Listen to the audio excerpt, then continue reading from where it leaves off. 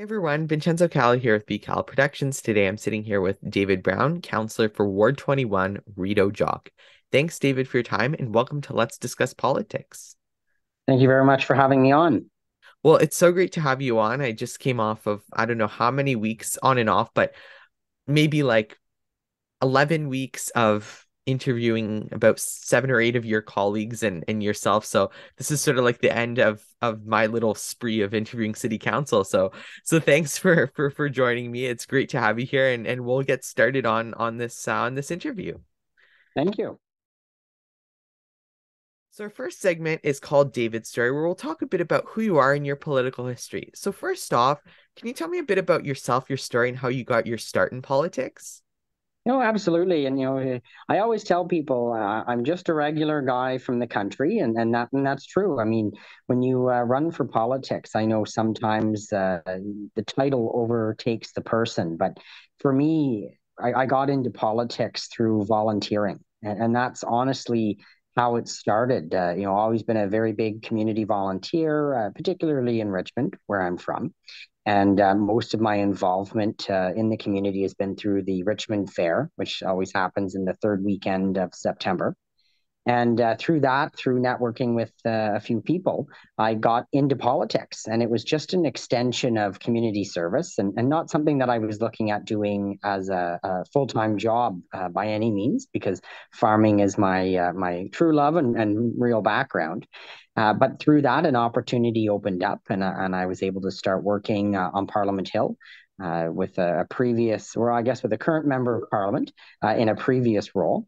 And through that, I've been in politics now 10 years, and it's taken me from Parliament Hill to the legislature in Toronto and then City Hall as a staff member, and then now as an elected representative for Rideau-Jock on Ottawa City Council. So let's talk a bit about that now. So why did you decide? So you had been pretty involved with other levels of government and all that, and worked for an MP and worked on those levels. Why did you decide in in this past election that you were going to jump into municipal politics and run to be the councillor for Rideau-Jock? Well, every level of government is important, and each one delivers a different type of service to its residents. And I'm biased, and I admit that, but I really do think municipal politics is where the rubber hits the road. Every resident uses a municipal service every day. That's not something that you can say is true for the other levels of government. So, being me from the municipal side of things, you're dealing with everything from high-end development, where you might have 1,000 homes being built, all the way down to the garbage truck forgot to pick up somebody's garbage. Dog park complaints, speeding, that's a big one, traffic and road concerns. And so when I looked at, do I want to do this for myself? I really felt that I could make the biggest difference at the municipal level. And that's mainly because you can deal with things that impact people's daily lives. And so I was naturally drawn there. And with the experience that I've had at each different level of government, I really thought that this would be the best fit for me. Let's go on to the next segment, which is called Serving as an Elected Official, where we'll talk a bit about your community and your hopes as a newly elected official, as their councillor. You've been serving this role for a few months now and well, a little over a few months now, but you're still fairly new at it. So let's talk about that. So first off, before we talk about what you want to achieve, let's talk about Rideau-Jock. So what is your favorite part about this community? Or I guess your ward is a bunch of different communities because it's sort of rural Ottawa, so many different communities. But what is your favorite part about serving these people in all these communities in your ward? Well, and that's the thing, you've hit the nail right on the head. Being from rural Ottawa, it's many different communities that are in the ward. So I have 14 distinct communities in my ward. There's about 40,000 people, but we cover 730 square kilometers. And for anyone who likes math, that's bigger than the city of Toronto. And so I have more area than the city of Toronto, but far fewer number of folks who live here. And that brings challenges, but certainly the benefits is always a strong community spirit in each community. I have colleagues that might have one or two community associations. I have more than 20. And that's because residents out here naturally are more engaged, I would say. They know that If they want something in their community, they likely have to do it themselves. And that's a good thing. I ran an article in the Manotick Messenger and Barrhaven Independent shortly after I was elected that really talked about all of the benefits of living in small rural villages. And the primary benefit, it's neighbors helping neighbors. People are willing to step up. They're willing to put something on in their community, whether it's a fundraiser or a show or some kind of community benefit if there's someone in need. And I think that's probably the biggest benefit that I receive. There's never a shortage of volunteers if something has to be done.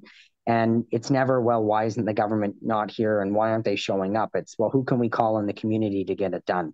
And so I think that would most accurately describe the benefit of living in rural Ottawa.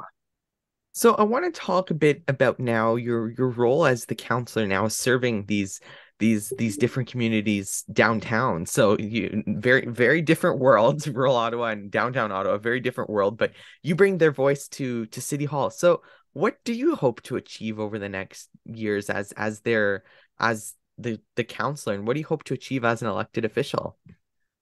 Well, and that's the thing, we're all elected from different wards and we all come with those specific priorities that we want to achieve. And certainly for residents in my ward, the biggest concern we have is traffic safety and then roads, and they go one and hand in hand, one with the other.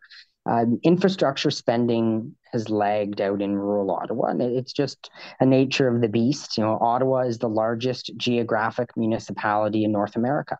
And that means we have a large land mass for a relatively small population. And so when we're looking at where do we spend dollars, it's a very big issue that you have to try to solve. And out here, infrastructure is that primary concern. When are we going to get roads to be resurfaced? When is the community center going to have its upgrade or repair? Where are the police? Traffic has to be the single largest driver in each community. And pardon the pun, but certainly residents call in about speeding every day. And so bringing those forward to the various different levels at the city, whether traffic services or the Ottawa Police Service, just to see if we can get some of those concerns resolved. A lot of it comes down to geometric changes in the road. So adding bike lanes, narrowing roads, traffic calming is always a particularly hot topic. Can you get flex stakes or speed bumps or speed cameras? Residents might see that a lot. And then always, where are the police? How can we get more enforcement out here? So I think if there's one thing I would like to accomplish, it's more money for infrastructure and then an increased level of policing out here. We're going to go into the next segment now, which is called Mm-hmm. The World of Politics Around Us, where we'll talk a bit about this world of politics that surrounds us. So first off, who was another politician or some politicians that inspire you? And that's a great question because it's not always just one politician or one person. I think at the end of the day, there are lessons to be learned from many different community politicians and past and present. In the last term of council, I worked for Councillor Meehan, and she was a fierce community advocate who really felt like she could make a difference coming from a 30 plus year career in journalism. And there were some great lessons to be learned there. And she accomplished quite a bit in her 4 years. Recognizing that COVID-19 really threw in a wrench into what we did every day as elected officials. But the one thing, that she always remarked on was how difficult it was to get the simplest thing done. And that's certainly a concern I share. So being a fierce community advocate, that was certainly an example that I took away from Carol Ann.